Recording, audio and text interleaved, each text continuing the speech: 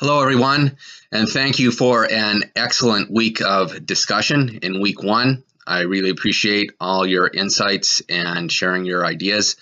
So we talked about internal communicators and what's important about internal communication and some of the characteristics of effective internal communication.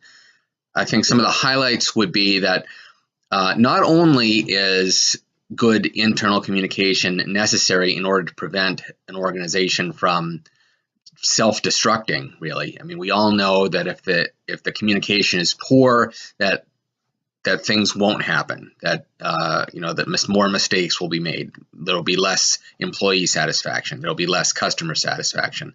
So a certain base level of internal communication is necessary if a company is going to be successful at all.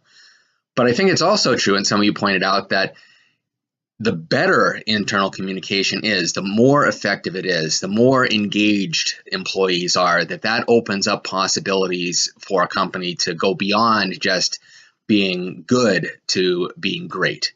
That good internal communication, effective internal communication, is something that will allow a company to really thrive and move to the next level. So internal communication it has a role on both ends of the spectrum. You have to have a certain minimal level of internal communication in order for there to be success, and also the better that communication is, the more likely it is for a company to excel and be really good. And you also pointed out that internal communication is a varied thing. There are multiple ways that it happens: face-to-face, phone calls, Skype, GoToMeeting, emails, memos, newsletters. There's a variety of forms that happen. And then there's a variety of considerations that you have to have in your internal communication. You want to clearly communicate facts. You want to clearly communicate ideas. You want to clearly communicate goals and objectives. But you also want to be sensitive to communicating things in an emotional way, in an even-keeled emotional way, and listen to people's emotions so that your communication can kind of be tailored to calming fears and lowering anxiety, or responding constructively to anger and frustration.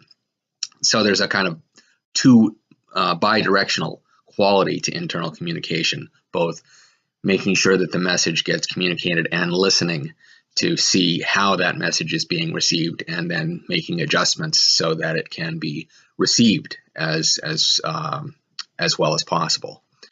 This next week, we're going to move on to some other topics. The discussion forum is about the cultures of organizations, organizational culture. So this is not about societal culture. So it's not about the ways that a European culture is different and similar to the American culture. It's more, what is the culture of the organization? Is the organization a role culture where it relies on each person having a role in the company, and that's the most important thing? Or is it a people culture where the relationships of individuals are really one of the driving forces that make the organization function?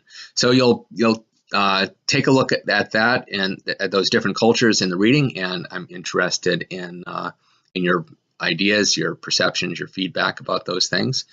And also, you'll spend some time this week thinking and writing about authentic leadership. There are some TED Talks for you to watch, and some questions for you to reflect on as you start your authentic leadership essay.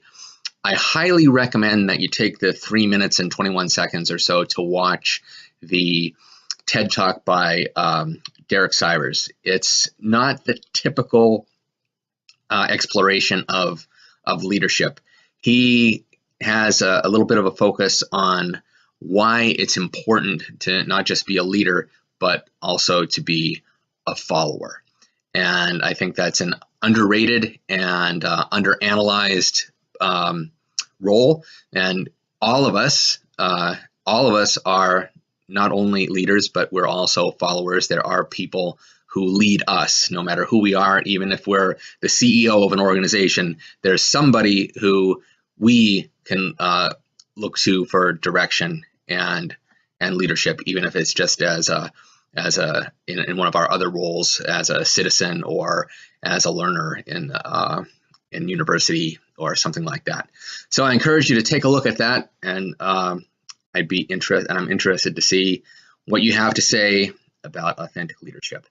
If you have any questions or there's any way that I could be helpful to you, please reach out to me using the form of communication that is most helpful to you. You can reach out to me through Canvas, you can email me, you can call me, you can text message me, whatever works for you. Thanks.